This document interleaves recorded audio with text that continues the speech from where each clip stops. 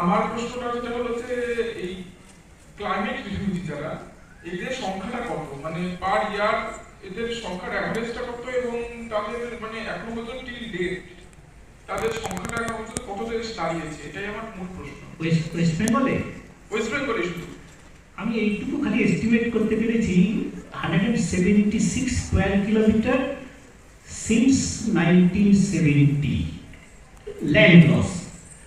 এইটার সাথে population ডিসপ্লেসমেন্টটা relate করা একটু কঠিন, কারণ একটা লোক সে মালদা নদীর পাড়ে, আমি একজনকে চিনি যিনি 17 বার তার ঘর হারিয়েছেন। ফলে তাকে আপনি কি কাউন্ট করার সময় একবার ধরবেন না 17? এইটা it is also an important area of research.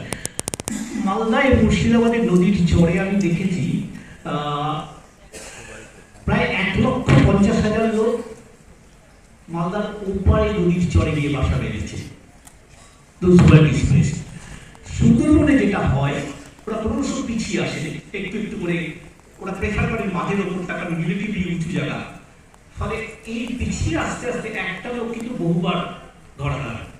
ফলে এই কাউন্টটাও আমরা সঠিকভাবে জানি না, ডিজাস্টার ম্যানেজমেন্ট ডিপার্টমেন্টও এটাও এখনো করেনি।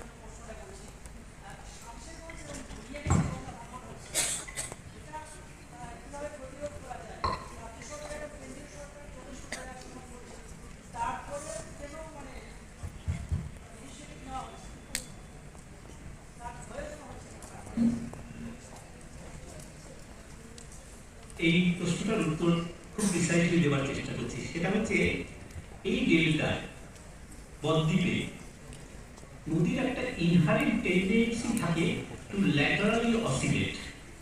ল্যাটারালি অসিলেট মানে এটাকে আমরা মিয়েন্ডার মাইগ্রেশন বলি।